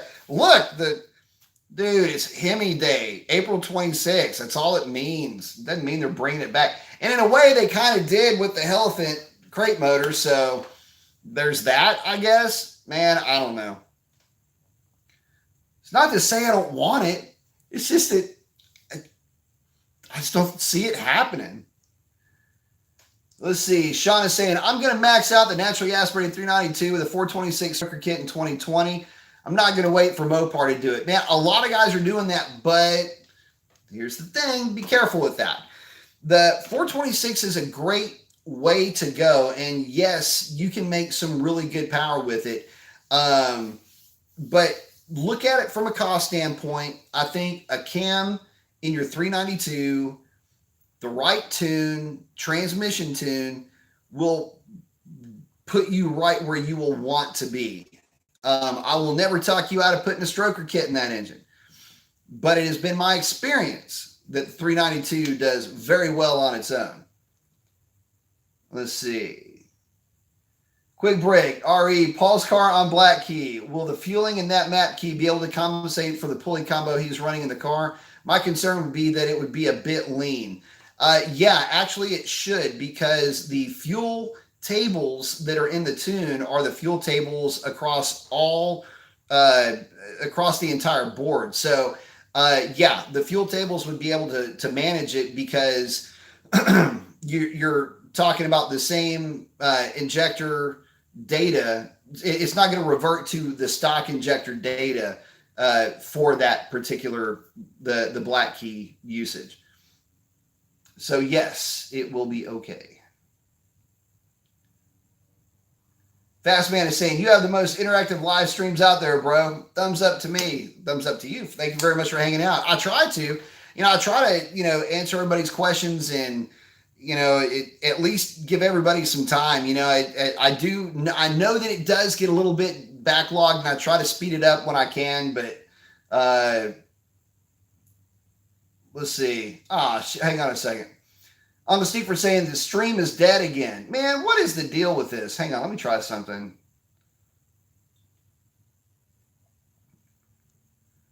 I just tried doing something a little bit different. Let me know if that started working again.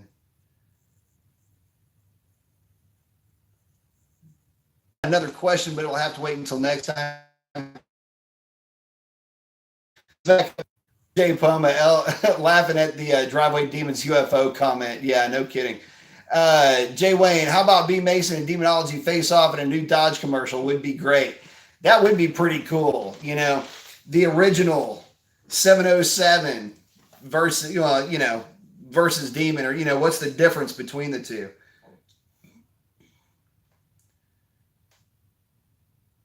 Difference is a lot. Demon's a lot faster than the stock Hellcat. The funny thing is they don't feel that different. It's just how the Hellcat goes about its business versus how the Hellcat works it. But in actual, getting the two cars down the drag strip, you'd be surprised. Now, granted, I know I'm a bit jaded because I'm around this stuff, and I do and have driven some really fast cars in the past. But to me, they're both very stable, very smooth, and they both get down the drag strip in a very predictable way, which makes them nice. It makes them fun, and it makes them safe as well, getting those things down the drag strip. Let's see. Jay Palm is saying Arrington Performance do a killer job with them stroker Hemis. Yes, they do. Arrington does a fantastic job with the stroker kits. As a matter of fact, if I were to suggest somebody to go with, not only for the quality of the product, but for the way that they stand behind their product, I would suggest Arrington first. And that's coming from somebody who has been around that, been around this stuff for quite a while. Yeah, I would actually suggest Arrington first. Even with some of the issues that they've had in the past, they still will go out of their way to stand behind their product. So, let's see. Quick Bricks going, well, shit, gonna have to invest in that drag pack for sure now. Yeah, for sure. So, well, hopefully the stream is working. This thing on? Oh, here we go. Toby Rom is asking, for drag racing a turbo car, do you suggest anti-lag or swap into a supercharger? Anti-lag. It just depends on how much boost you're running and how much lag you're dealing with. A lot of those guys will run a loose converter and just foot brake it up to whatever they want to launch it at, and then just hold it on the brakes and on the converter and let it rip, or hold it on the two-step and let it rip that way. But it depends on the lag that you got. Other guys like to run a 50 shot as their anti-lag. So they'll put it on the two-step and then fog it manually with a small shot, and that whips it up pretty quickly. It's the old school way to do it. It's what a lot of super guys used to do, as a matter of fact. SRT Crazy, what did Driveway Demon say this time? That guy's a trip. Yeah, I don't know, man. I don't know. I haven't gotten any emails about that yet. Let's see. Fast Man, go to Cersei. Yeah, next time. Did I miss something? Let's see. At Fast Man, J Pump's hollering out the deuces. Sean Egan, good night, Brian. It was fun. Maybe talk to you this weekend or on another live stream. Absolutely. So I will be at the drag strip this Friday night. Me, myself, Chris, myself and I, plus Chris. Well, we're gonna have a whole group of people there. Schizophrenia, how you doing? Oh, I'm doing good. Anyway, no, it's gonna be myself, Chris, and Robert gonna be taking the Hellcat to the drag strip for a little, not really grudge racing, but you know how it is. I mean, you get a few friends up there with their cars. There's gonna be some little bit of shit talking. But no, we always have a good time, and there's a good spread between our cars. Very good opportunity to collect some data. So that's another good thing for us. Density altitude's not going to be stellar. We're not going there to set any records this time. Going there for seat time. This is part of the fun that is also part of the work of, if you're going to be good at something, you got to do it. I mean, that's part of doing something or being good at anything is repetition, and it's seat time. And for me, this is kind of part of my job, is getting out there with the car and running it, collecting data, and finding out how the vehicle is and how the platform is going to react with, consistent 1,000-foot DAs on more or less probably a hot lap situation. So we're looking to see how well she does. I would like to see the cars run consistently in the 60s. Maybe see if I can tickle some high 50s and some what would be considered for down here some higher density altitude conditions. But we shall see. One thing's for sure. It's going to be a lot of fun. So this is part of the job that is a blast, and I am certainly looking forward to getting her out there. Like I said, my wife and I took her to dinner tonight, and I tell you something. Every time I drive this car, it always puts a huge smile on not only my face but my wife's face too. She loves this car a lot. So no, we definitely have a riot with her, and we're really excited about the prospects of trying to get this thing into first place. And again, I got to figure out who's got the 8th mile record, but I think we do have the 8th mile record. And like I say, if I don't have it, I'll claim it because it's a 6.7. I think it went 6.717 or something like that. I have to go back and look at the time slip at a little over 105 miles an hour. Jay Poma is saying, get some footage tomorrow. Yes. Yes. That's the whole idea. In fact, I want to be able to take you for a ride tomorrow. So I'm going to try to get some in-car shots, basically you hanging out with me going down the drag strip. I like doing those. And so I want to get those, and I would like to get, some shots of Chris's car, Robert's car going down the drag strip as well. It's going to be a lot of fun. It'll be a good time as always. Quick Break is hollering out. Catch you mañana, my brother. See Jay Poma. Yep. Saying at Quick Break, have fun. Those two are hollering at each other. Toby Rama saying the Supra is one of my dream cars. Man, I want one so bad, but not as much as a 440 Charger, though. Yeah. I got to tell you something, man. I will always have a soft spot in my heart for Supras, only because, when I was doing all the crazy stuff with the Vipers, it was Vipers versus Supras versus Corvettes. I mean, that's basically the way that it's shaped up, or Z06 Corvettes. And each one had their advantages and disadvantages over the other. And yeah, we did a lot of crazy stuff back in the day with those cars, one against the other versus the other. And it was kind of like rock, paper, scissors. It was really neat. But on any given night, I'll just leave it at this. On any given night, either one of those cars could beat the other. I mean, it just depended on who had the first hit. But yeah, we had some crazy fast stuff back in the day. And I say crazy fast stuff back in the day that is pedestrian by today's standards. Isn't that crazy? It's weird that, a car making 800 horsepower to the rear wheels, 900 horsepower to the rear wheels is kind of almost considered pedestrian at this point. It's crazy. Internet messes things up. I'll stick with my stock stuff. Richie Rich is saying, Mason, is the big Texan still there? Yes, he is still out there at the fairgrounds in Dallas. Richie Rich, ain't been in Amarillo in years. Amarillo is nice. Jay Poma, at Toby Rama, check out Cletus for that Supra. Oh yeah, Cletus just did do something with the Supra. I forgot about that. Was it a Supra or was it I can't remember if it was a Supra or oh hell, I don't know. I've had my head so far up my ass here lately, I could probably see outside, see the back of my dental work. It's been so busy with work though. So I need to catch up with this stuff. I do know that he'll be in Houston with Ruby for sure this weekend. Toby Rama checking in with that R34. Yeah, the R34s are pretty nice.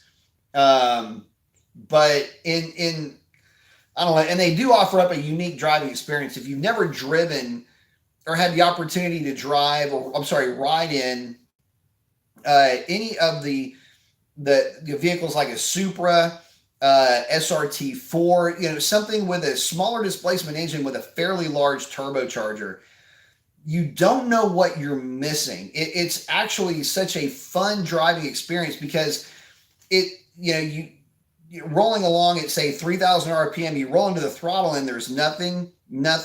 And then there's this hint of something, and then bam, you get hit with all this power. It's actually a trip to drive. And then once you get them spooled up, and you lean on them, it's this wave of torque that never stops. And so it, I used to love, I'd driven some of the Supras that were, not the top tier stuff, but about, 700 horsepower, the rear wheels ish. And it was just so, actually, usually they're about 750 on a dyno jet. So nothing extravagant, but it was so much fun driving those cars because, just putting them around, they felt so slow. I mean, it was like, dude, this car is a dog. But, you know what's coming. And these things, when they come on, the turbo is just so much fun. But yeah, it's just such a unique experience. So yeah, I don't know. I just don't know that I would ever want to give that up. Give up something like, an old school Roadrunner or a Hellcat over that. I don't know. The driving experience is just different, but I don't know. I like the instant gratification of the big blocks and of the I think it's his buddy Cooper's. Yeah, okay, I didn't see that one. I think that's the one they bought for him. But yeah, no, man, I don't know. I'm such a sucker for those cars, but then again, I kind of come from that era a little bit too. So I was kind of right in the middle of all of that when it was first really kicking off. And then Todorama's saying he digs that Evo 6, man. Yeah, Evos are sick too. I remember seeing the Evos. Evos were pretty dominant back in the day when it was Evos versus the WRXs. You would see a lot of them on autocross tracks. So yeah, definitely miss those days for sure. But anyway, getting started off talking about what cars I was looking at when it was the situation came up where I could get myself a Hellcat. It was, like I say, the exact Hellcat that I would have ordered had I ordered one back in 2015. But the cars that we were looking at initially were, I was looking at the older school stuff. And I was actually in the process, I was looking for a Roadrunner, looking at potentially a 67 Coronet, which is another car I'm a big fan of, and Super Bs also. And so if you can't tell, there's a bit of a theme here with me and B bodies. I've got a thing for B body Mopars. Also in the mix, always is going to be a Nova, and always will be an Elco because Elcos I just think are the shit. But yeah, those were some of the cars that were on the table, so to speak. One of the things that I wanted to do was basically build a lightweight clone. So it would be either a 446 pack. What I wanted to try to build would have been 69 Roadrunner, automatic, console shift, obviously, because got to have that. But 727s, don't really gear it to the sky. 323 gears. But either a 440 or the Hemi crate motor, something like that. But we're kind of kicking around those ideas, but build it basically to compete in the FAST class, which is factory appearing stock tire class, which is basically it's got a look stock, but you can pretty much build the thing under the hood as much as you want. And the idea would be to build about a 650 horsepower big block, have something that you could run from, basically be comfortable on about a 3 to 4 hour run in any direction, and, just have something to play with. And that was the other option that I was looking at. But when this Hellcat came up, I jumped all over it because, like I say, it was the car that I would have ordered for myself when the Hellcats were first introduced. So that's where we're at now. But again, one of the questions that I get asked a lot is, what car would I have if I didn't have the Hellcat? It would more than likely be that Roadrunner. And again, an FAST type car, again, factory appearing stock tire or stock size tire would be what you'd see it run at the drag strip. But, it would be a very factory appearing car with a very unfactory running engine and drivetrain, and probably a gear vendor's overdrive as well. And again, something that would just be a riot to drive. But that was basically the direction that we were looking at. And then again, this Hellcat popped up. Let's see. Jay saying, yep, just going to say they got it for him. Let's see. Jay Poma saying, I don't know any JDM. Yeah, there's some cool there. I mean, I don't know, man.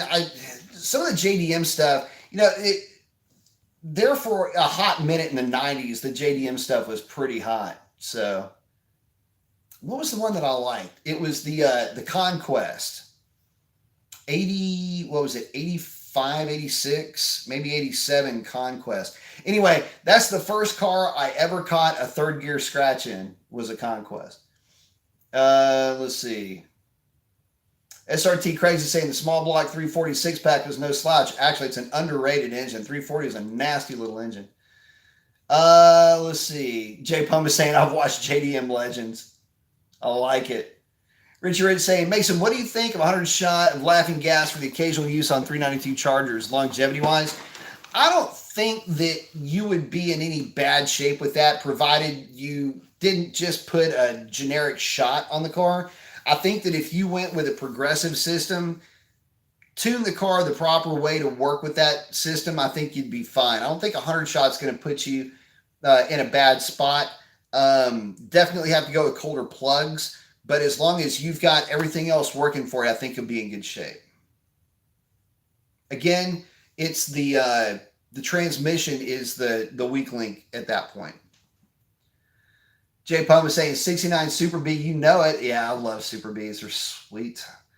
Jay Pum is 70 Chevelle LS6 is a beauty. Yes, it is. Jay Pum is asking, did you ever hear about Big Red Camaro, the 69? I think I know which one you're talking about. Is that the one, that big-ass supercharger? If that isn't the one, fill me in. But I think I know which one you're talking about.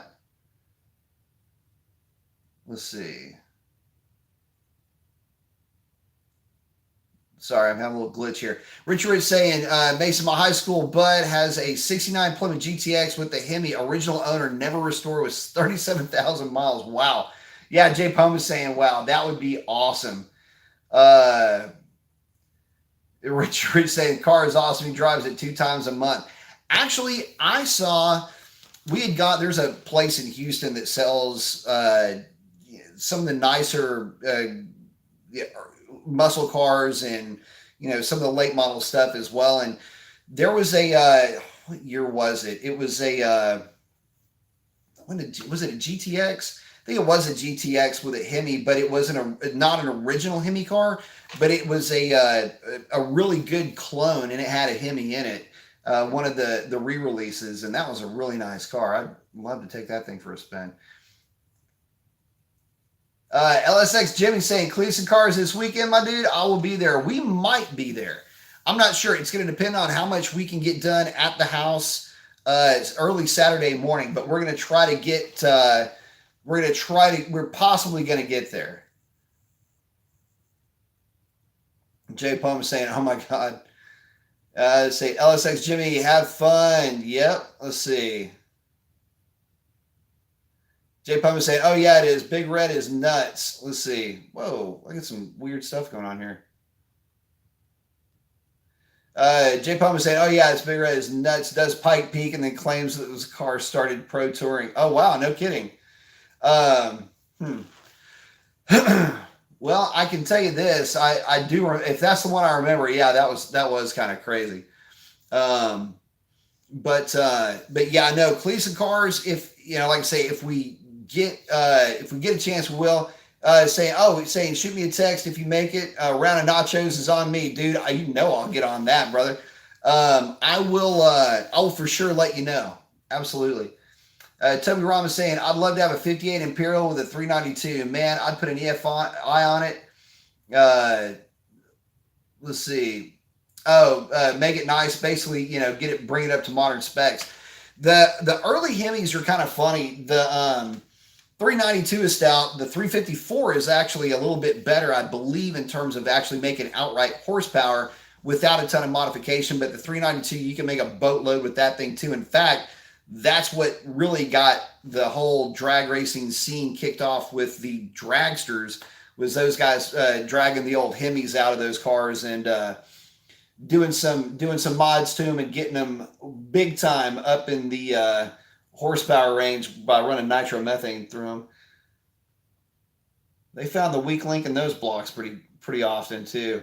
Lots of chunks of Hemis laid out over old drag strips across the nation. I can promise you that. See, Richard is saying, so on the nitrous, Mason, Elbright makes a manifold for the 392. Ready to install nitrous. Just curious, as I'm not quite sure the car still has a few years left under the factory warranty. I would say this. I would say that here's the thing. I would say that car would or that setup would probably be okay. Like I say, the only thing that spooks me about nitrous is you've got always a progressive system. So nitrous outlet sells a progressive system that works really well. I don't have the part number off the top of my head. I really should. But nitrous outlet sells a really good system, runs off injector duty cycle for how it ramps in the nitrous. And that would probably be the route that I would go. Again, nitrous is kind of a funny thing. It can be dangerous, especially if a solenoid doesn't fire, but modern stuff is actually a lot more robust than you might think. So it's still a safe way to make power. It's just you've got to make sure that you're tuned for it. You need to be on a loaded dyno to get the proper tuning with those systems. But once they're tuned and they're working properly, man, all you got to do is change out your solenoids once a year, and that's a maintenance thing, and you'll be in good shape. So let's see. Richie Rich saying, I really should have bought a Hellcat as I've outgrown the power of this car, but it's a great car. I love the 392s. Man, like I say, if my situation were a little bit different, I'd probably still have mine. But as it turns out, got a Hellcat. Jay saying, Hooligan Channel has a great video with Big Red. Chevy brought him out to test the new Z28 a few years ago. I know the last time I saw anything on that car, I think they were doing the Silver State with it. So, God, it's been a while though. But yeah, I think they were doing Silver State with that car last time I saw it. LSX is saying, sell it, Richie, get a Hellcat. It's not too late. You'll hate life when you're replacing your trans and bottom in on that 392. Big facts. You know what? I'll tell you something. As great as that car is stock, it does have its limitations. And the problem with the 392 is that it's not very forgiving. If you don't have the right tune, things can go wrong. And keep in mind that the right tune isn't the right tune for all seasons. So especially when you're dealing with nitrous and boosted applications, it's one of those deals where if you try to get greedy, it will reward you by spilling its guts all over the place. So, but guys, listen, I am coming into just over a couple of hours into this. I have got to check out. Jay Bum is saying, does somebody need forged internals? I love it. But guys, I got to check out here. Thank y'all very much for hanging out with me. Rich is saying, Mason, I am 66 years young. I like it. Very good. Let's see. Well, if you're in a spot to get one, man, I say get that Hellcat, brother. I mean, put it like this. You definitely won't regret it. And for what Hellcats are going for now, if you do your homework and find yourself a low mileage Hellcat, and there's a ton of them out there, find yourself a low mileage Hellcat, take it for a spin and see what you think. You might find, well, I'll tell you what, take one for a spin and let us know what you think. That'll be my, that'll be what I would say, may or may not sway you into getting a Hellcat. But at any rate, guys, thank y'all very much for hanging out with me. I do truly appreciate each and every one of you guys. And I am looking forward to bringing you guys some track footage from this weekend, or at least from tomorrow night when I get Revlon to the drag strip for a little bit of seat time. But other than that, J Poma big fist bumps. I love it. Earthquake. Y'all have a great one. Thank y'all again very much, and look forward to visiting with you on the